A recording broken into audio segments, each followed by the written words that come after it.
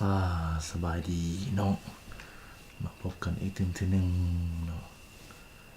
ในมาพบกันในครั้งนี้ก็พวกเราจะมาโมเรื่องความต้องการนำของพืชหนึ่งว่าสั้นๆเป็นที่ผ่านมานั้นพวกเราได้คิดไล่การนำใส่ปุ๋ยไปแล้วเนาะคือฝุ่นเดียวฝุ่นผสม2 ถาดและฝุ่นผสม3 ถาด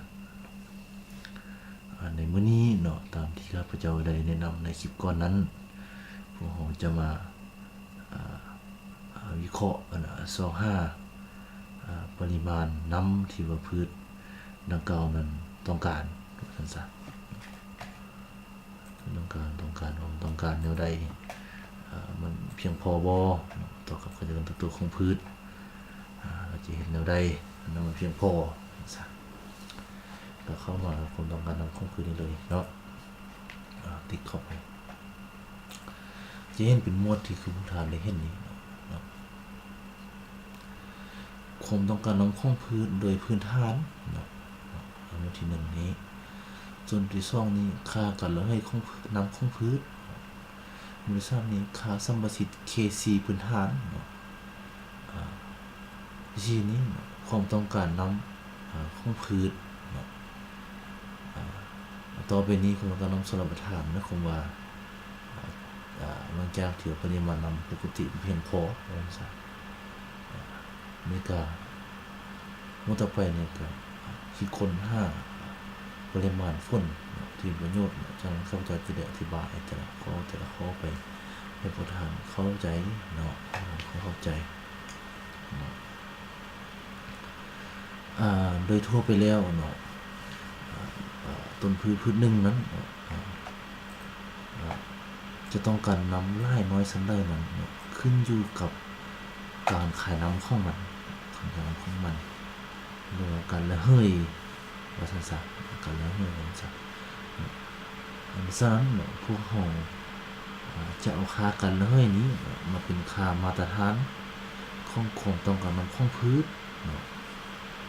ส้มเทียบกับปริมาณฝนที่ตกในพื้นที่ดังกล่าวตัวอย่างของพวกสาลีของงูแล้วว่าค่าการระเหยน้ำของสาลีนี้เท่านี้มิลลิเมตรเราจะได้ค่าความต้องการน้ำของสาลีเท่านี้มิลลิเมตรเช่นกันเพื่อให้มันมีความเพียงพอมันจะไปเกี่ยวเนื่องกับปริมาณน้ำฝนที่ตกในคงเขตนั้นที่เขาจะเปิดอยู่ในหน้าต่างนี้ใช่ไหมให้ผู้ทานเห็นนี้ก็คือการคิดไล่การวิเคราะห์ขั้นพื้นฐานต่อการขายน้ำของพืชโดยอิงเซอร์ญาเป็นมาตรฐาน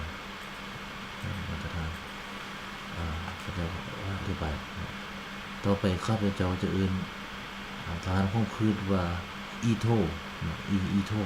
นี้เนาะจะคิดได้เป็นมิลลิเมตรต่อวันมิลลิเมตรต่อวันถ้าทานนึกมึงว่าอยู่ในน้ำ1 จอกเป็นภาษาปะไว้ให้มันระเหยออกมันจะระเหยออกไปเท่าไรนั่นทำมาแทกบนคืนมาแทกบนเอาจากมิลลิเมตรเป็นภาษาเป็นในมือหนึ่งนะเนาะมีคอนเซ็ปต์เรื่องของเข้าใจเรื่องตัวนี้ก่อนเราที่สามารถคิดไล่อีโทนี้ได้เนี่ยพวกเราจะต้องการข้อมูลบางชนิดที่เราจะมาคำนวณขั้นพื้นฐานนี้เนาะ3 mean นี้หมายความว่าจะเป็นอุณหภูมิเฉลี่ยในแต่ละมื้อเนาะเรียนแต่ละมื้อเนาะสามารถสอนได้จากอุตุนิยมประจำเขตแขวงหรือท้องถิ่นอุตุนิยมเขาจะมีข้อมูลต่างๆเนาะอุณหภูมิเฉลี่ยในแต่ละมื้อเนาะP นี้หมายความว่าเปอร์เซ็นต์เฉลี่ยแต่ละวันของชั่วโมง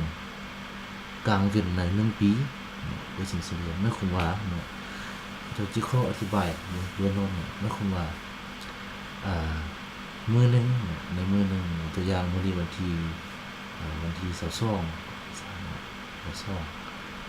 นับตั้งแต่ตะเวนขึ้นจนฮอดตะเวนตกนี่ล่ะเนาะมันจักชั่วโมงแท้ก็ว่าจังซั่นเนาะเฮาจะเอาค่าดังกล่าวนั้นมาเฉลี่ยกันเนาะมาเฉลี่ยแล้วจะออกเป็นค่า P นี้เนาะค่า P นี้ว่าจังซั่นเนาะค่า P นี้เนาะเนาะจะขอยกตัวอย่างเนาะยกตัวอย่างเนาะสมมุติว่าเฮาเฉลี่ยอุณหภูมิแล้วเนาะอยู่ในขอบเขตแขวงของพวกเฮานี่ได้อุณหภูมิเฉลี่ยอยู่35องศาเซจุด35ก็ได้เนาะบัดนี้เนาะ P นี้เปอร์เซ็นต์เฉลี่ยของแต่ละเปอร์เซ็นต์เฉลี่ยแต่ละวันของชั่วโมงหนึ่งในกลางเป็น1ปีนะครับต่างๆมาเฮามาเฉลี่ยหมดแล้วเนาะเฉพาะตัวมื้อนี้เนาะมันฮอดแต่10ชั่วโมงแล้วมันมืดว่าซั่นๆกลางเป็น10ชั่วโมงต่างอย่ามาเฉลี่ยไปต่างๆข้าพเจ้าจะขอเฉลี่ยอย่างเอา0.12สมมุติว่าเนาะเฮาก็มาคำนวณเลยแล้วเนาะเนาะนี่ตัวอย่างเนาะอันนี้จะเป็นค่าอีโทหรือการขนานข้องพืชในข้องเขตหนึ่งในข้องเขตตัวอย่าง1%มีคนใส่บ่สมมุติว่าเนาะพืชน่าจะขายน้ำเท่านี้ว่าจังซี่อันนี้ก็จะเป็นค่ามาตรฐานโดยตรงแต่ว่ามีความใกล้เคียงเนาะเราจะเอาค่านี้หลังจากได้ค่านี้แล้วเนาะ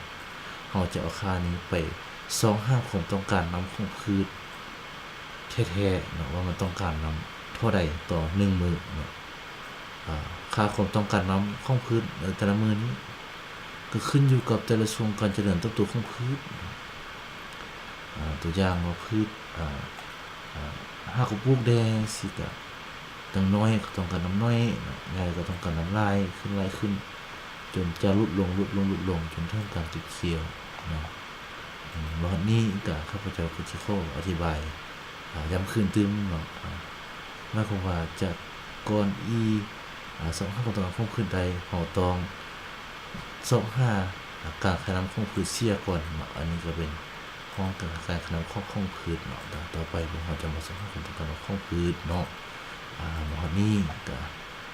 ข้าพเจ้าก็อธิบายก็สั้นๆไว้เบื้องต้นก่อนเนาะต่อไปก็สิค่อยอธิบายให้แจ้งไปถึงเนาะมันจะได้ค่านี้แล้วมันจะมาแล้วก็จดไว้เนาะ